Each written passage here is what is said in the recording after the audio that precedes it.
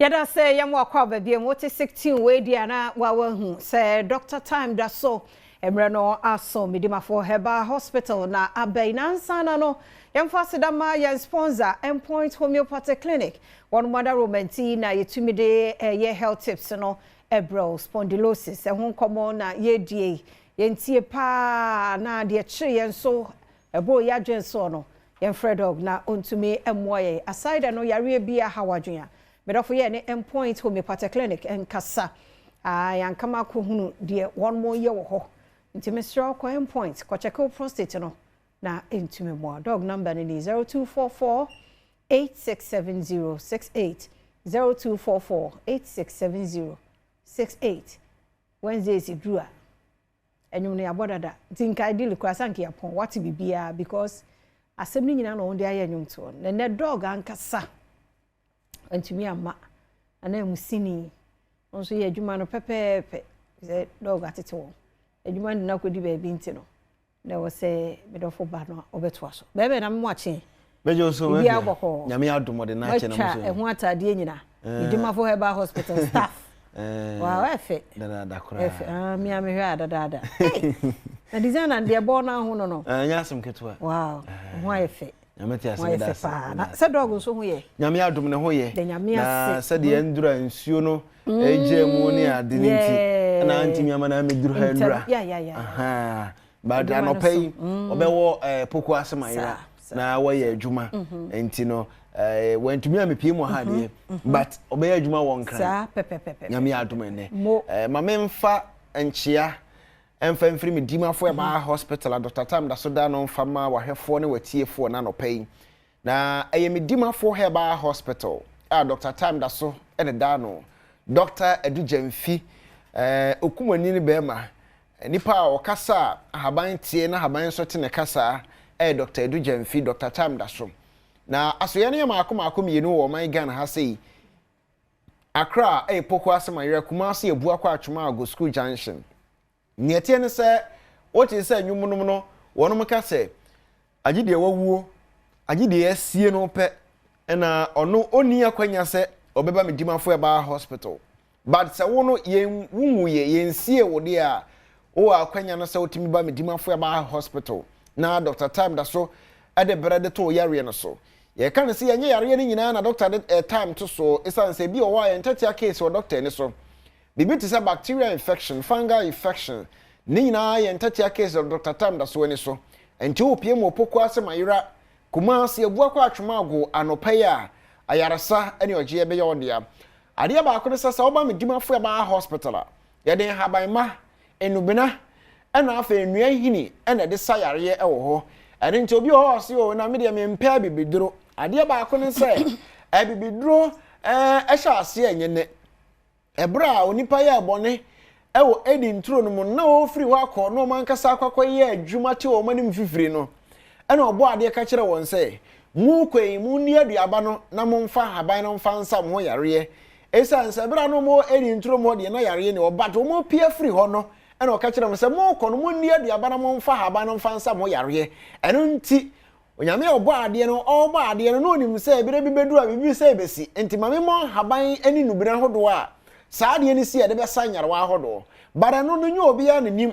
se bia nyanya haban ana gwava haban ana empono adade nkuruma haban adade nkuruma aba ni hini ye de ye we na empono braben na obetimi atete san haban ma no de ye adwuma ma na ye yie enye nipa nyina nim agese de ode free osoro de adom wo ana obetimi ehu saa ne oma no anu nti sa opu obi a yedi achare ne de ahye ne nsa se onfa haban ni nubena so mfa nsa yare a Dr. Time da so Medimafo Herbal Hospital anopa bia wo hwe me e wa amane ne ba bia hwe me bia o person ne Medimafo Herbal Hospital di nkomo na ye WhatsApp line no eno an so betimi afre normal call 0244 774282 0244 774282 and 0500 727215 tiye pa 0500 727215 na nyame adoma ochena Dr. Besa tena se opoku asemayira ochena Thursday Dr. Betena se opoku asemayira Watchna se poko asema ira Thursday a Friday premium service nyina ne se obi o se meni adaje mintimi metena se ba 30 minutes ansa na duru me so ama doctor ahwe me pese me ba na nka doctor ahwe me na nka makọ me pese me ba be che e wo Medimafo Herbal hospital saafo no obebuki appointment with doctor eno ya Friday ya on fa nipa bebere eno ntina wo so friend na oje wo time a wo de ba be hu doctor obi wa ye adwuma mpacho after 5 nyina appointment na de doctor betima tena se atwen wonte time ya ye do be hye betima ba beto doctor na afa no so atimi ahwe Friday eno nso koso poko ase mayira pe tieni ye pa poko ase mayira pe na premium service na koso ho ope premium service no ho enhihya wodo bi a emse registration 200 Ghana cedis onya tua 200 Ghana cedis na untua registration bia biem ekosi se wo ho beto wo enti unya tua 200 Ghana cedis na order premium service no so dada premium service ni number abafre na oni ya di nkomo 0597 202375 0597 202375 premium service number no 0597 202375 premium service no enti no Friday only doctor babishia ye adwuma bre bia enti e bia Sunday after church dem bia person ba Medimafo Herbal hospital bia ran pacho betimi aba doctor ne nam haban ene no bina so na sanyare wa hodo bara obi bebusa se e bia obi wo se o me ba ya meti na pa pacho Medimafo Herbal hospital enya sa oba ya so uti na pa oni amodro enya sa na tie ye hwe ni padua no mu se utipa ya na enam de so na ba ye ansa na amodro ye mfiti prakope madro afa obo so obi wo ha o se misisi isi mu kana dwe ebi o na infections ahodo no eno ena ama ekoso sa ne omana na se ekoko ena ekoso sa se de city na akoti ahwempo ena ohaw na ba ne tie so ba ye hwehwemu a ye mu aduro to ase e de amawo anu nti ena ye wa adura friends awachia obetena sa awachia obetena na de wonu ma modo patra meka patra o modo tomatoes ne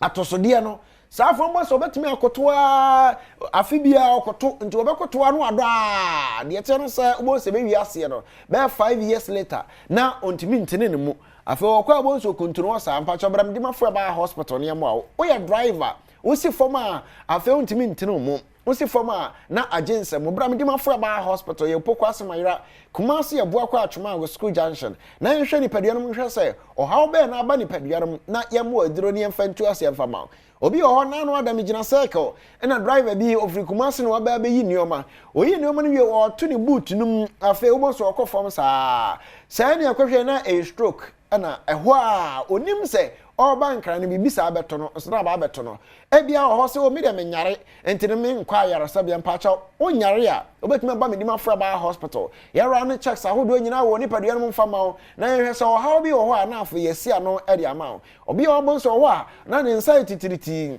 obi da na jo a ne nan no bo sa titiriti ontimi kura ntini mu pacha o menka se ananse na achew ananse nyeni onye police ni ananse onye nipa no asa achew anu ntine yare na eda na die ba no bado obo nka yese yare bi se ba woni padua no anu ntipe ho akwan na wa ampe ho akwan na afede so bo se ababe so mu na ka watofom bra Medimafo Herbal hospital o mama from 45 and another from 40 years and above no ne ten se ya ta run check ups ahodo enkan ne mema titru be ma wo ho a from between 30 years and above no o prostate glands na we say out akwa check say large and say den it's as a free okro no we at risk so obetimi anya prostate ni bi ekoba no sa na afi ade oha oba beto so ade ba akoro say wa ampe ho asem antu a ebe kakra no obon se na ona se ba honhunu obon se wa ya se junso eka wa ukakogina adwaye a se wo junso a se me betena hai na wontumi njunso ye afi mo se na wa ya se huhuru na wona se ba san krampo na junso no ayade a wo se ba bonten ntimi ama monten a na afi affect o kidney ana afi onioma e wo ye mo no eno ntu ye bema from 30 years and above no se ohwe na wonchi obi nya bia e wo so pe ho akwan empo no se wonya bia every year bia no prostate draw ubetimi afa 1 times and 2 times in a year na etumi abo na afa asiesie oyiwo the office a how nom anya sa beduru ba bi no e de how e de beba afa me kan kire so oyoba o de o sem wan kasa na fibroid unim se fibroid wo bia na woni bi bra Medimafo de check em fama o e check we na se wo bia the thickness no say be 1 inch 2 inch and inches be a ho bia no Dr. Tam da so mu aduro atu ase de ama wo na ne afri ne paduarom Medimafo Herbal Hospital Dr. Ma yaresa yefo wo Ghana ha ne wiase afada nyina esanse for the first time obi a woni sika obi o hia ni ba Medimafo ba baje yaresa obi o si na say Medimafo Herbal Hospital o de ayaresa free on TV da yes Medimafo Herbal Hospital so oba na doctor so de bosome na ehwe na doctor say ojo 1000 Ghana cedis na oba na ka so doctor mi kuta 200 300 Ghana cedis na mde ba yo doctor ba je no wa duro say kona ko use duro no na otwe mi no na hwe ade enhira nka nyame say o ma doctor ni mu nwa say ne ntino enura wo doctor de be ma no okope 2 weeks time on Simra no hu nsachira ye woni padua no hu sampa aduro we ebegeme enti o so me guso akọ Medimafo Herbal Hospital obi o so ba ba akọpe no ono ma aduro na asa ne ho to no ntino afei on person obeba biem ne ten say o so ba for review na ha say emwa wa woni padua no omo nyina ase ahye ana yare no ekosen ne atumi atu ase de ama o men konkotena fie anya saa oba bi o akoko ntie wo skin ntimi nye smooth da biara kokonom ade a ema skin esanse efifi wo honam ne ntie skin ntimi anye smooth a bra Medimafo Herbal Hospital ne mo oba bi so oni atenkanti abra essence foi ma kwan omo ba fie na ba fontinta fie de so no wo mo kan nsam dodo na afa ni yam hyehyene sanse oni atenka ne kunu ekono ho a ansakura no mo ebeji omani no na afa agi so mafa oha mo enu nti no ne yam hyehyene no bra Medimafo Herbal Hospital watenka ne chense o sauce no mo nse na woni padua no o ma ho ode na aba fom oba ye be activate o mo so na be ya ahode ne betumi akosoro na afa yasan so boost immune system na de ama o ye kan immune booster duro kase pa nyame dua wo ne hono no immune booster duro kase pa doctor de nyoma ma akoma yensa ana de be fra de ama o sa nyame dua wo de sika bo ho enso fita free moba no enokro ya asa also ya fibroid duro kase pa ba wonim na ka de ene nyo asa de obesi aye no ene nti ne ya say doctor aye bibi adada bra na omo aduro no mfento ase mfama me no ka say mafia o man Ghana ha say mema dodo no beti ese o be ma akwahye no ho akomfo owu wa hye dodo na ya na ejina say obi wo so oni adwuma obi nso so oni sika o de behwe fie mpo da be ma de o ma osisi mu ya den a mpa cho efie oni problem ho be ma so ma osisi mu ya den enu nti ya ma bebere o Ghana ha say ya omo pe mrantia ene mrantia omo gina omo nan so omo sisi mu oden no wa ya adwuma ma no no so ahwe ne free ene nti men koku hu nka se ena mi koku mi wosan se mi ni adwuma ye mi ni sika bra Medimafo Herbal Hospital kakra ode beba no doctor mu aduro ma osisi mu ya den onkonko ye 2 minutes adwuma mi enko pa wani so onko ye 1 minute adwuma mi enko boss toro ena afi onkonko ye 30 seconds adwuma mi anya o chew pa cho de te no se omo aduro na doctor de ma ono e o Medimafo no enya Aphrodisia say ebi a wonom ya woni oba beda ntentem so na ateko da binya sa na tie eye nubena ne haban ya na sabi oye wo dua bi wo wura ma e friends kraman kote sa ne o mani nyina ye nubena ni enua hi na hodo a doctor de ye aduro eno nti obese ne bema ewu kojo to abaje ni to wo se duabo ne abo no pa cho nye duabo oba Medimafo be hu se enye duabo kra na emom no e yo haw na abo ne paduanom se bema oda na ahomache between 4:30 to 5:30 ade no antwa 7 a obi ho se be boso me miensa ni entwa 7 da pacho wo sa ni pa no ye tiase wo be ma no ofa ba bia wo akasa oni padea be wudi aka ho ye ntena se ma sa ho haw ne ma eno nti bra Medimafo Herbal Hospital na ye mo obi ho se o na mo kasa eno mo amo me yare so de ntene se yare ahodo bebere na obi ho a o boso na o ka ho asema na ne ye mahye wa hwe crowd ya ode yam hye sa na wawu eno nti na ya mo boyare ya akase di so na ye nkyerechire mu into details no baroba Medimafo Herbal Hospital no kwasem no se ne ya hawo bia no pacho obenya anu aduro wo Medimafo Herbal Hospital sanse onyame obon haban no obon no bena no se onyame no ewo tumi se osawo yare ma onipadua no enya akwa ahosan eno nti wodie no se wo akoma no enteye o saosrom na aye week enioma bi atochema woni padua ma oba Medimafo Herbal Hospital ye bo se de me no kase obi ho a waware oba bi oba no ware no na form a o gina so no yare nti se wagicha nti be ma no gya no akọ oba bi ware be ma bi no na be ma no stage no eno nti na ode ware no nanso me no ka se yare nti oba no ja be ma no ho akọ enka chi bra Medimafo Herbal hospital na ye mo aduro na nhira nka nyame a oba osoro no oba asase na ebra odifo Isaiah ne manfo ye se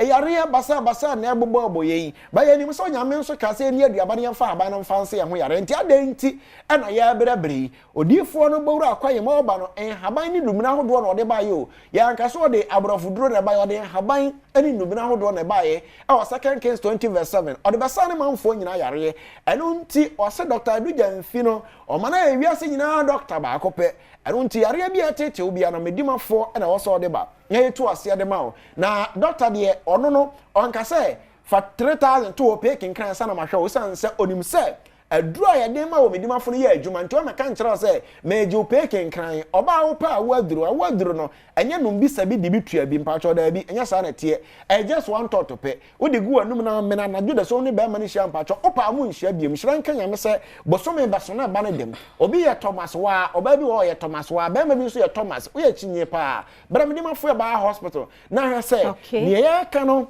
onyame amfasa akwan so ensa yare ana ye de usinya ko isa se bra ne ye de adwuma na me ka kyerɛ se ba ma afo bia na infections ahodo oba doctor ebe bo na afie tu ase amount your numbers no e wo Medimafo Herbal hospital no 0244 77 4282 0244 77 4282 and 0500 727215 0500 727215 but open appointment na 0597 202375 avia ebedasi yenso yedasi papa inti Medimafo Herbal hospital na wote won kanu nti apomuden ko ade a yemfre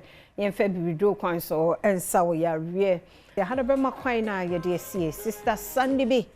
oye guy oye krado ahosepe etwo so medi afia amankwa tamaklo